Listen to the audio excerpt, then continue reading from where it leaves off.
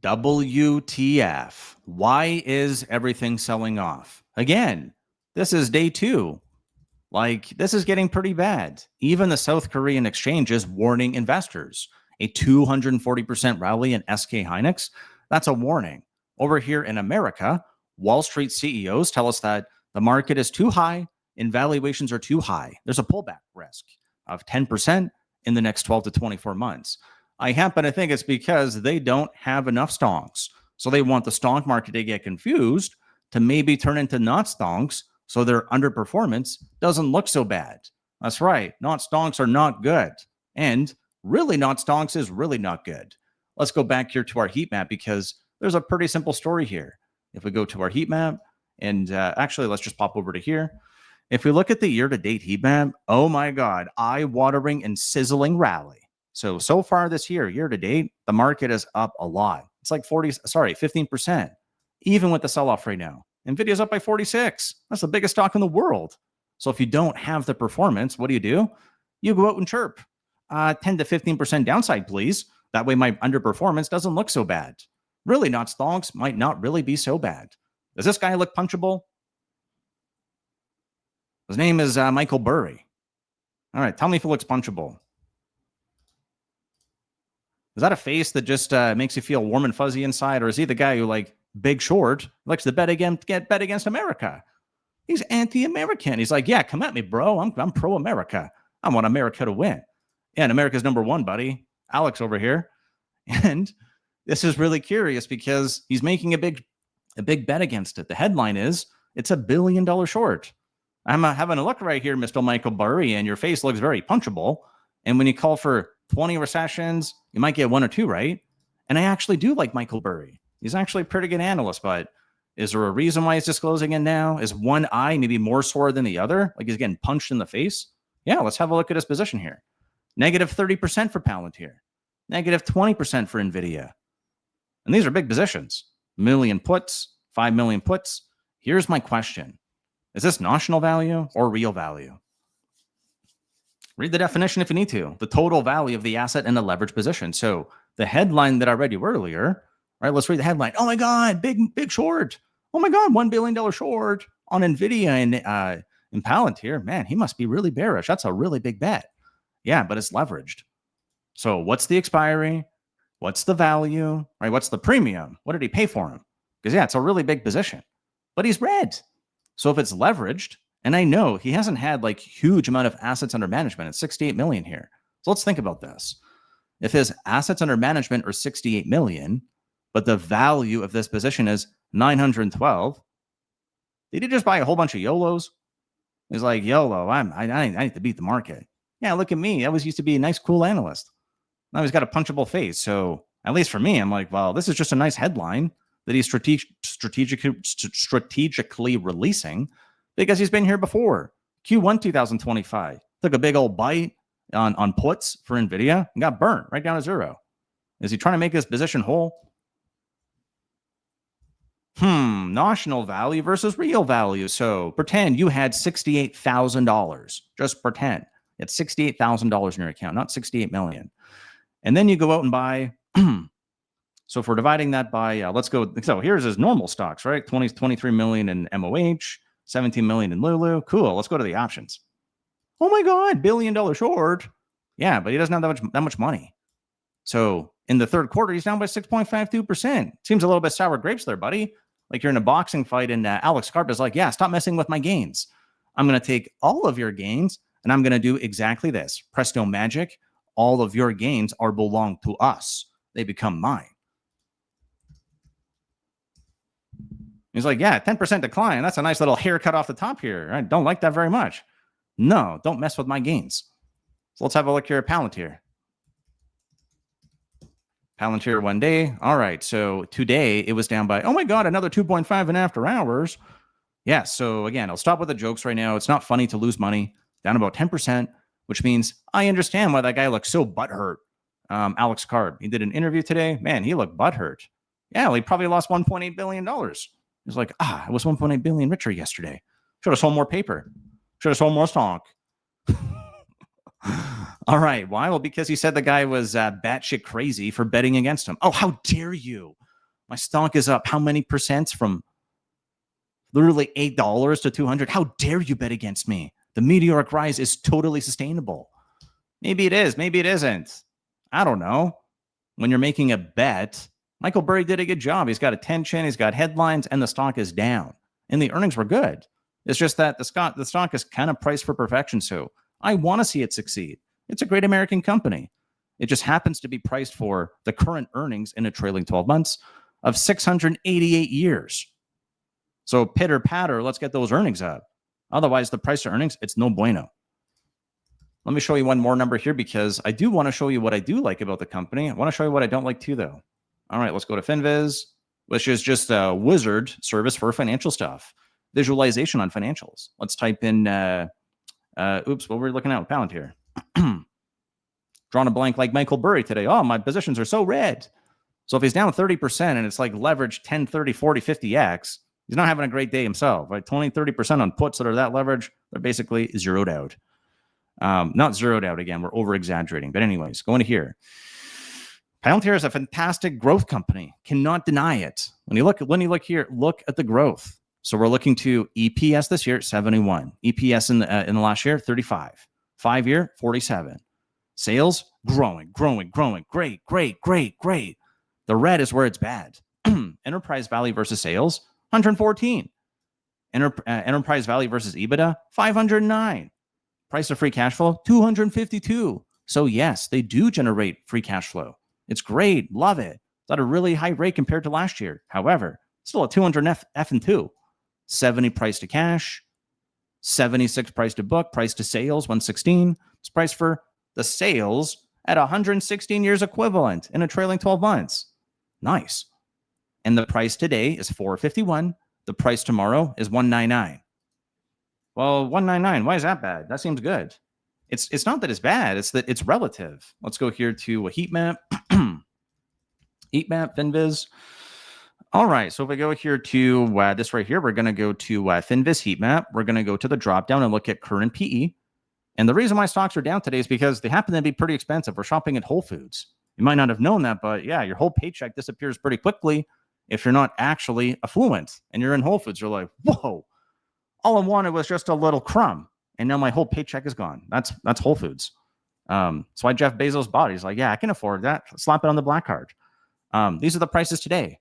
This is the sticker price. 30 is expensive. It's rich. 0 is Walmart, right? You're at the dollar store if you're here. You're at Walmart if you're in the middle. And that's Whole Foods. So if it's really red, like high 30 or higher, you're shopping at Whole Foods. Growth companies command a premium when they grow. At a certain point, the marginal buyer or new buyer has to step in to drive the prices higher. Otherwise, some people take some effing profit because the stock has done extremely well. So this morning, we talked about something where do you want to sell into strength or do you want to sell into weakness? So I'm actually going to do this without trying to do prep. I'll try to do it in 2 seconds here. We're going to go to the Help Center. We're going to go to, I think it's on Radar. And then we're going to look at a very simple thing here because this is all the stocks do. They either go down or up. There are periods when it appears like it's not doing anything where it goes sideways or sideways or sideways, but that's generally what's happening here. At a certain point, people take profit. They sell into strength. We talked about this on this morning's stream. Or you can sell into weakness. Some people prefer to sell into strength. They take profit. They're not exiting. They're taking profit. And they're happy to sell at the performance chasers. You have to perform by end of the year. Window dressing is going to be hard. Market's just cranked higher. So yeah, everything's very expensive. And money managers are underperforming. Everything's expensive. So you're like, man, I got to save money for tomorrow. My whole paycheck is not going to last me more than one day. I don't have a black card like everyone else. Look at the forward PE. These are the prices of tomorrow. So the prices of tomorrow are cheaper than today.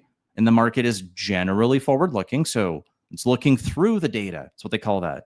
Looking forward to next year. So I'll price you at tomorrow's earnings today. But if you're expensive, like look at Tesla.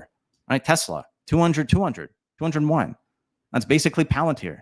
So now you have to ask yourself, do I think that Palantir's future is going to reflect better when I wake up in a year from now and they've grown from 600 and whatever, 600 right now with the new earnings report, it's 451. That's getting cheaper. But when I'm shopping, I'm like, well, this one here is 119 to 1. All right, well, I like Palantir, but hey, Microsoft looked pretty good. 27. It's not even at the high end of the range. Eli Lilly's 29. Robinhood is 63. MasterCard is 28. Banks are cheap. They're dirt cheap. You can buy Verizon for 8. You're like, well, wait, 8 is like a lot smaller than 200. Well, you would be right. 8 is a lot smaller than 200. You can buy all these stocks for cheaper. Netflix is 33. Google's 25. Meta's 21. So this is what investors look at. Walmart's 35. Costco's 42. Tesla's 200. Those are the two most expensive stocks. So yeah, they've done really well. They've performed excellent. They have to continue to perform to grow into their valuation. That's how growth stocks work. Growth stocks command a premium. Value stocks do not. Do you think Nvidia's future in the next 12 months might get re-rated? Because you can buy, again, let's do some quick math here. 200 divided by 30. Oh, wait, that's like a lot of Nvidias. Wait, I can put 1 Palantir into my shopping cart or 6 Nvidias? Yes. At tomorrow's valuation or forward PE or the next 12 months, Nvidia is priced 6-1, the Tesla. And Nvidia is priced 6-1, the Palantir. That's why. Look at the prices today. Nvidia is cheaper today than Palantir by a dramatic amount. 451 versus 56. Hey, I'll take Nvidia today, please. Throw that thing in my cart. If I have to buy something and I'm at Whole Foods, might as well buy Nvidia. MasterCard's 33. Visa's 33. MasterCard's 35. Google's 27. So that's the price today, and that's the price tomorrow.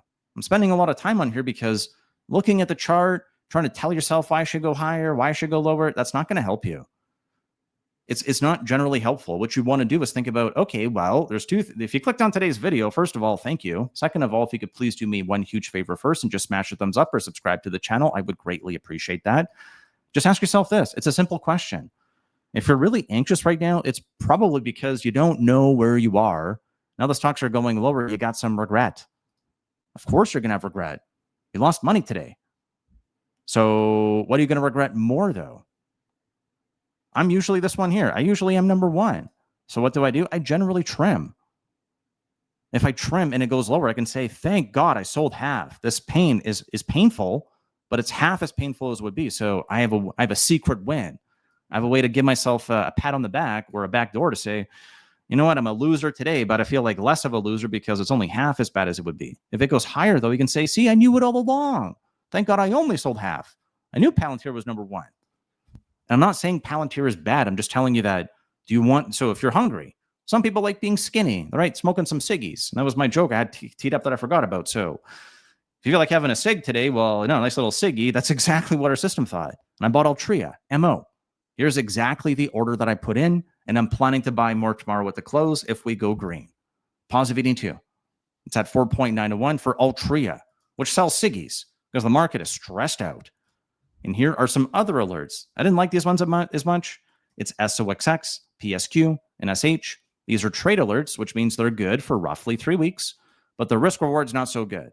$1 to 1, 0.6 to 1, 0.3 to 1. So this implies that the semiconductors, the NASDAQ, and the S&P are all going to go lower, which means their inverses, which is SOXX, PSQ, and SH, are going to go up.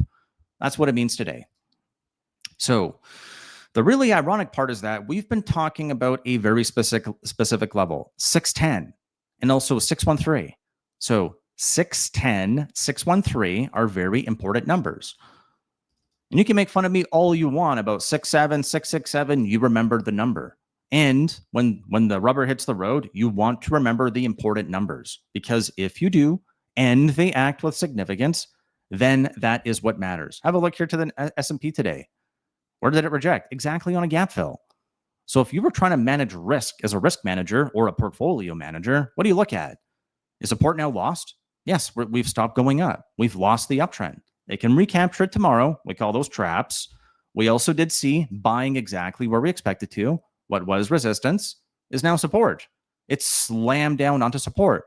We had warnings too. 1, 2, 3, 4 full candles in a row. We're closing lower for 4 days in a row. There's downside pressure during every session. Volume is slightly elevated. Okay. We talked about the weekly gap on the chart. We go here to our weekly chart. I mentioned this the last few days. I don't want the market to go down. Let's be clear. I like when stonks go up. It's much more fun when they go up. But I talked about this gap fill right here, which corresponded with the potential for a hammer. A hammer implies we price discover lower, rally back up. That's what a hammer does. It goes down, rallies back up, and closes above the open if it's hollow. So over here, all it tells us is that we gapped up, we closed lower than we did last week. So the C and O will be higher and lower, 6827, 6820. So we close lower. This week we gapped up to this area. We call that a red dildo because there's no wick. I also think it's funny.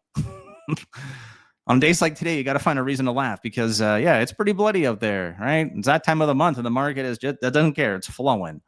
So gap up, sell it off. But now, if by the end of the week, we suck it back up, right? We grab a new tampon, stick it in there, stop the bleeding.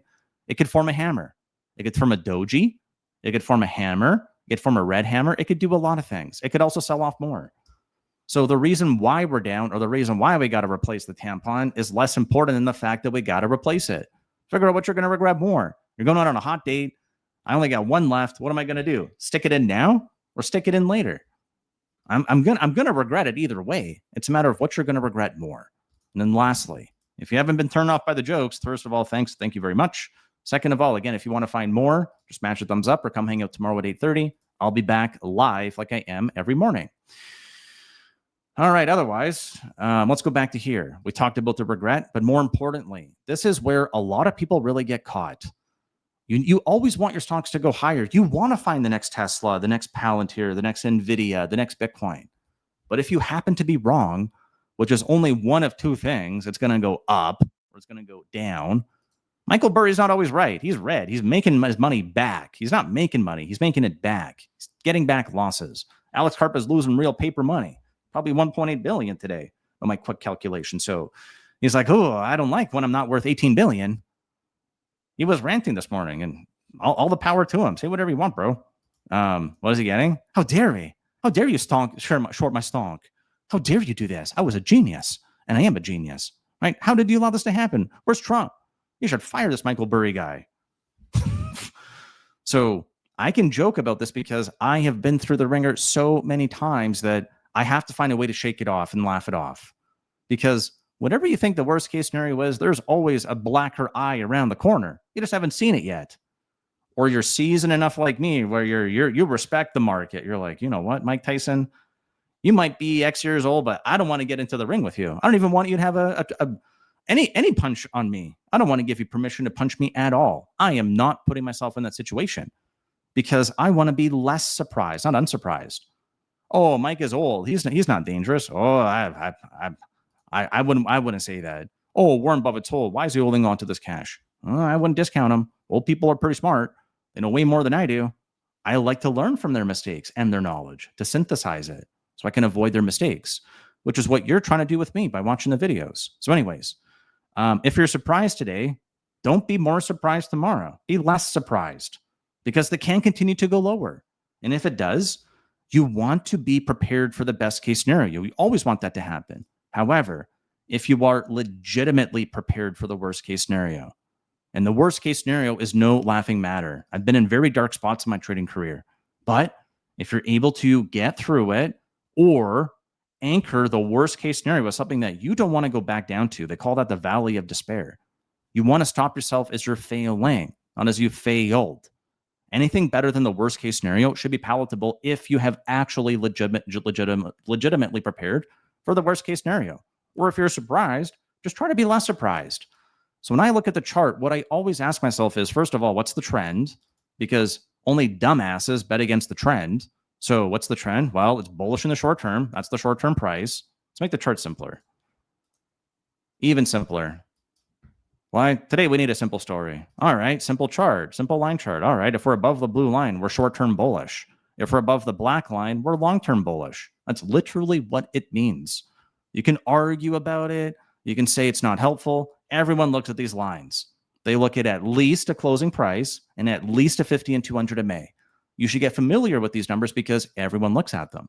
If we fall below it, if we're above it like we are right now, it is a buy the dip mode.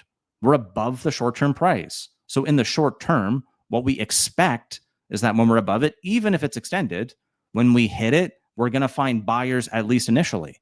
Like we did right here. There was a pit stop before we rolled over. The question is, does it act as support as we hit it? Does it bounce and curl and go back higher? That's a curl, that's a curl, that's a curl, that's a curl. Or does a dead cat bounce and roll over?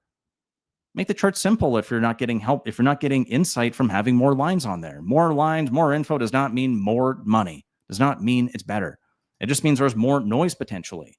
Everything on my chart means something to me, but I hide everything frequently because I like a simple story. I'm a simple guy. So if now we understand that we're bullish in the short term, like Palantir is like record highs. It's really bullish. If we look here though, we're support. It's at home base. It's right there. It's a lot lower. It's roughly 610. The number that I've had in my notes, if you've been watching for any length of time, for quite a long time now. I've talked about this. Fully bully boomtown. You're like, oh, I remember that joke. Well, then you should remember the number. Buy all dips. You see guacamole, pico de gallo, whatever the F you see, you buy that as long as it's above 610. The number that we got from Wall Street today, the CEOs, happens to be, let's go to a calculator.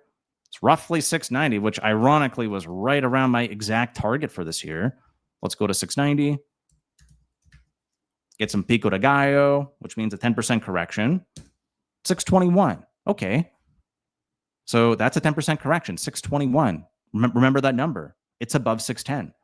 Secondly, 690 times 0.85, that's a 15% correction. It's halfway between pico de gallo and salsa. That's 586. So 620 to 586. That's a 10. That's a garden variety sell-off. If we drop 10 to 15%, I happen to think we're going to drop more than that. But that's an issue for a different story. We got 610, and above 610, we have increasing support. We got 613. That'd be a quarterly backtest. This quarter, which lasts until the end of next month. There's 2 months left. On the daily chart, we busted it. We're now bearish on the 1 day. I showed you the alert, SH. On the weekly chart, we're failing. So now we can go to the tape. Let's send it to the review. All right, I'm going to challenge that one. Are you sure it's bearish? Yes, with certainty. I'm certain that it printed the lower low. That is 1 out of 4 bear. If we close below there, it's 2 out of 4. 2 out of 4 is 50%. It's equally bearish, equally bullish, with the short-term edge or the one candle to the bears. Otherwise, we zoom out and ask ourselves, are we above the moving averages? And are we in a kangaroo or bouncy? Or are we below? Do we have momentum or not? These are the same notes I've been showing you for a long time. So do not argue with the scoreboard. Choose who to bet on or choose not to go into the game. This is where we are in the weekly right now. But we're in buy the dip mode. We're above the moving average. Okay, so we're above the moving average. We talked about all that.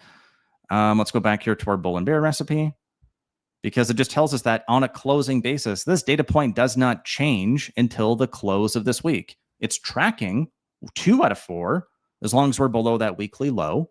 I can show you the number now. So we can go to here, have it all summarized for you. Let's click on S&P 500. Here we are. So daily gap fill, October high, weekly high or low. We have to get back above 679.25. It's not that much. That would form a failed breakdown. We would go to 1 out of 4 bear. 1 out of 4 is on a passing grade. They fail this week. We defer to next week. And then next week, it's just a matter of where we close. That's it. End of story. I make these longer videos, so there's a story to go behind it. And remember, if you remember fully bully boomtown buy all dips, or I'm on team mega big F, I've done all that on purpose. I want you to remember that in blue sky territories, it's not a bull or bear market. It's either easy dollars or hard pennies. You can worry about those pennies like Michael Burry, or you can make the easy dollars. It's a buy the dip when the trend is up. When the trend breaks is when we can go down a lot. If we can't go down a little bit, how are we going to go down a lot? We can't go down by 20% without going down by 2, 3, and 5% first, sequentially or in order. Are we on round numbers?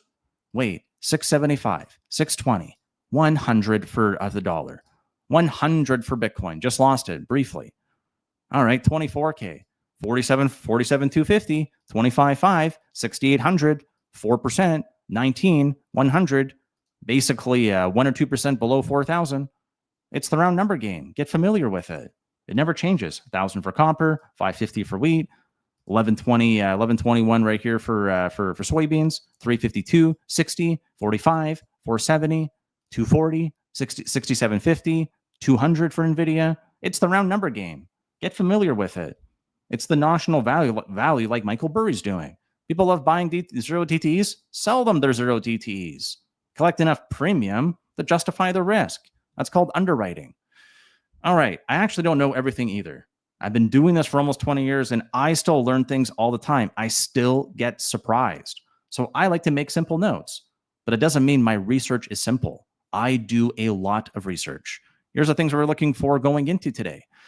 Palantir was just what I mentioned on the stream this morning. We already had a leading indicator, or Bitcoin, which gave us warnings. You might have ignored it. It's not what he wanted to hear. That's called the availability heuristic, which means you only want to look at available data that confirms your existing thesis. So now we did lose it. We slammed down to the 50, recovered to form a W, then we lost it. High, reject on the 50, reject on the 50, lose the 200. That's a bear market. We're below the averages. Now it's hanging around a mathematical number, which is what? This one here, it's a 161 from our previous top. So 101, 83, 101, 8. It's almost exactly on the number. Like there's robots doing the trading. What? Robots do trading? Be more like a robot. That does most of the trading. Or hire a robot to do your trading for you. Maybe an algorithm like the algo. Or here's another free plug. I'll try to leave a link in the description if I remember, but go to the second link, click on this card, fill the form out, and you will find out the type of trader you are. There's only 4 types. It's free. It should take about 60 seconds. Click on the link. You'll land right here. It'll take you about 1 minute. Super simple. Know yourself to know what you're more likely going to do when the road hits the rubber, because that's when it gets tough. It's hard to be calm, cool, composed if you got big positions on and you got a lot of regret. And I've had a lot of regret over the years. So learn how to deal with it, or don't get into the ring. The market is always going to punch you in the mouth, and never apologize for it. All right. So what else happened here? We got Palantir, Navitas. Well, those two got shot hard. HIMS, I think that was down pretty hard. Let's have a look. HIMS, even good earnings, which a week ago would have probably been received well, are not being received so well right now. HIMS down. BWXT, I think, was down too. Right? Pew. Another 7% on that one. Ouch. New all-time highs right back down. Still above the previous top. Still above the 50 MA. Still bullish. Just doesn't feel like that today. And the reason why is exactly what I talked about with Alex Karp. Have you ever seen your account go up like a lot? You're like, oh, wait, I only have like $10,000 in my account. Oh, wait, it's $20,000, $30,000, $40,000. Oh, my God, $100,000. What you start doing is spending the money as if it's real. But if it's unrealized or in a stock market growth portfolio, it is not real. It's unrealized. It's unreal. But you have the expectation that, okay, right now I got $10,000. I can afford that. I got 20. Oh my God, I'm going to extract $10,000 in about a month and I'm going to buy myself something nice. XYZ. Oh my God, now it's at 50. I can afford that one thing I bought for sure. And I'm going to buy something else. I'm going to buy a new car, go on a nice holiday. I'm going to quit my job. What's happening here? I can't quit my job anymore. I definitely can't sell now, because if I do, then I can't have the holiday. I don't have the car, blah, blah, blah. And then you're like, oh, see, I knew it all along. I can't sell. I'm not going to just have my beautiful trip, door number 1, door number 2. I'm going to have the new car. I'm going to have the new babe. I'm going to quit my job, and I'm going to have everything I want. And that's what happens, is that you continue to move the goalpost on what you have bought in your mind, with fantasy money, which is called unrealized gains. They're unrealized. They're not real. They're only real when you sell. I don't know everything. I do know a little bit more than the average bear, which is why you're still watching at roughly 30 minutes now. So if we look forward to today, it wasn't much better. Uber, Shaw, PFE, Spot, AMD. Let's have a look. So why is everything selling off? It's because it's a trend, baby. Let me show you one more quick thing. We mention this almost every day. So on the S&P 500, it's like a pyramid. So if you look inside a pyramid and you look here to a heat map, there are blocks. This is called technology block, consumer cyclical, consumer defensive. There's these different blocks. Those are called sectors. So the S&P is made up of all these individual sectors. S&P is at the top of the pyramid because that's how the pyramid works. Middle of the pyramid, those are the ETFs, right? That could be like your QQQ, one you might be familiar with. Then your Palantir is going to be right here, PLTR. So PLTR is the individual name, which is inside the sector of technology to simplify, and then goes up to the S&P. Here's how the market actually works, though. So if we go back to a simple pyramid here, there's the three stacks.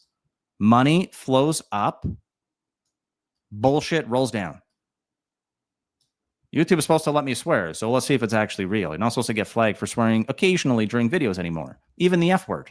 So I'm going to selectively drop those when appropriate for you to have the emphasis. So when the S&P starts selling off, it doesn't really give an F what the F your report was. There's downside pressure. We're in risk off mode. That's the slope of hope I showed you earlier. People love buying what is comfortable, not what is valuable. Let's read this one more time because for me, it's incredibly simple. And I feel like I'm revealing some of my magic cheat codes when I show you this because this is literally all we do. We go from green to red, and then we're red. We go red to green, and then we're green. There's only two modes, I told you. But there's transitions. That's the markup and mark down. As the stock is getting marked down, which is when it goes from being green to starting to be red, here's how you feel. I knew, who cares what the stupid bear says? I'm a bull. And Alex Karp is the greatest guy ever. He's going to save everything. Well, didn't we hear the same thing about Elon? He's going to be co-president of the world and blah, blah, blah. Yeah, that's called you're a permabull. Buying the dippers. Oh, my God, I can't believe I get a 10% dip on Palantir. Oh, I'm going to definitely hold on. The last time it went down 10%, again, I lost my trip. But when I held on and it went higher, now I got the trip. I got my car. I can quit my job. Yes, that's literally what buy and hold is. Buy and bag hold. Average downers, oh my God, can't believe 20, 30%. Oh, I'm going to catch the bottom here. It's cascading lower. It's hitting escape velocity to the downside, but I think I'm smarter than the market. You toe dipper, right? That's the people who are like, I'm going to wait for the blood, like Warren Buffett, then I'll dip my toe in. Then I'm going to go in bottom feeding like a nice crab or a nice lobster. Those are yummy. Or you wait for the trend to change like I do. I wait for the curl. I wait for it right here. I'm a bargain hunter. Then I sell into the momentum players, premature eradicators, happy to take their money. I can exit there, sell into the strength. Profit takers, performance chasers, and then all the way down, all the way back up, over and over. That's all that stocks do. So if you're familiar with it, now when you look at the chart, you won't be as confused. BS rolls down. So the S&P cycle matters a lot. That's the top of the pyramid. It's the most important thing. Palantir might be the strong salmon to swim upstream, and a lot of stocks did today. There's some strong stocks out there.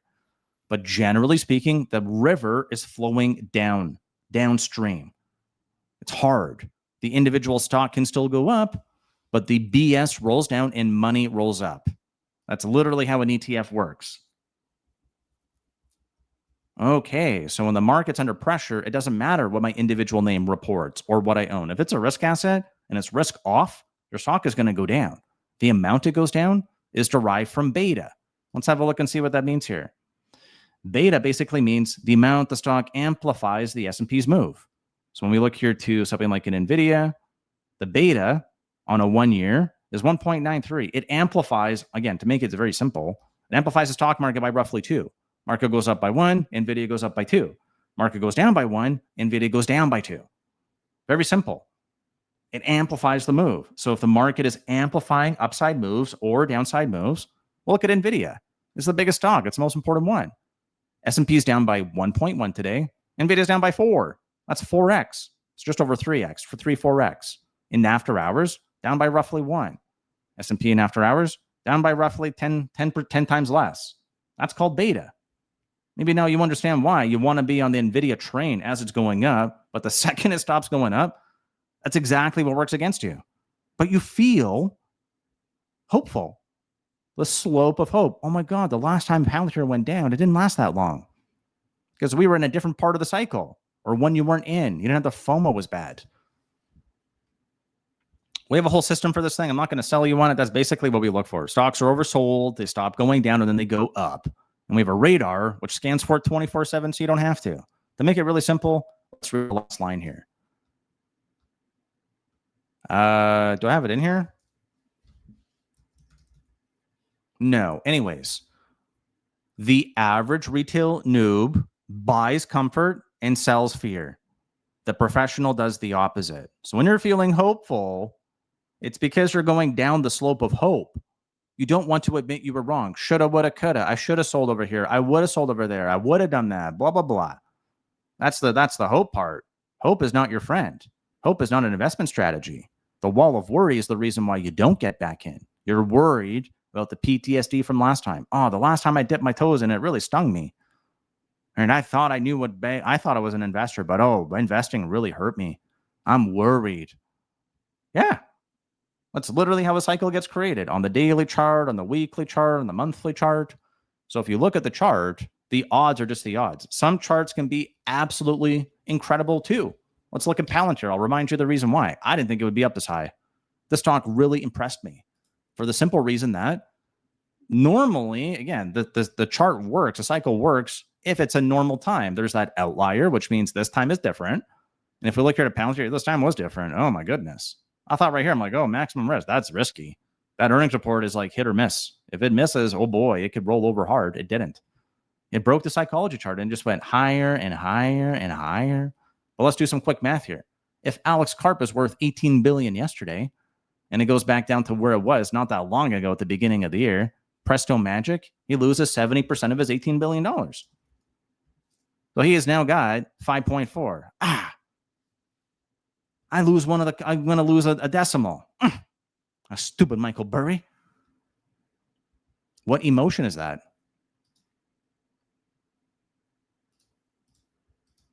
I'm spending more time today when I don't need to for your benefit. So if you are getting benefit from this, do the work after I sign off. Click on the second link in the description. Ask yourself, what's the behavior here? It's the inverse of this one. How dare you short my stock?